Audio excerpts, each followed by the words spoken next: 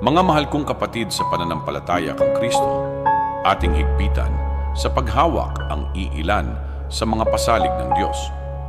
Sa bawat buhay, dumarating ang unos. Mga sandaling tila madilim ang langit, mabigat ang dibdib, at hindi mo alam kung saan ka patutungo.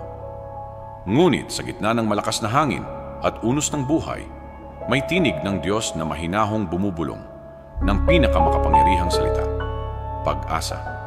Ang pag-asa ay hindi pagtanggi sa sakit. Ito ay paniniwala na ang sakit ay hindi ang katapusan. Hindi ito kawalan ng luha, kundi ang pananampalatayang muling darating ang ngiti.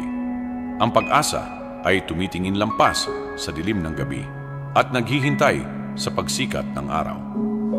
Sinabi ni Apostol Pablo sa Roma 15:13, "Naway puspusin kayo ng Diyos ng pag-asa ng lahat ng kagalakan at kapayapaan sa inyong pananampalataya sa Kanya, upang kayo'y umapaw sa pag-asa sa pamamagitan ng kapangyarihan ng Espiritu Santo." Kapag sinabi ng mundo na sumuko ka na, ang Diyos ay nagsasabing, magpatuloy ka. Siya ang parehong Diyos na naghati sa dagat na pula, nagpatahimik ng bagyo, at bumuhay sa kanyang anak mula sa kamatayan. Kung nagawa niyang magbigay buhay mula sa kamatayan, tiyak na kaya niyang magdala ng liwanag sa iyong kadiliman.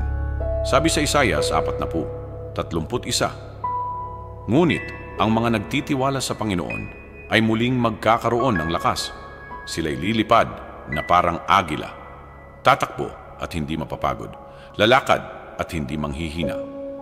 Ang kaaliwan ng Diyos ay hindi nasusukat sa pagkawala ng problema, kundi sa presensya niya sa gitna ng mga ito. Kapag dumaan ka sa apoy, kasama mo siya. Kapag lumusong ka sa malalim na tubig, hindi ka niya pababayaan.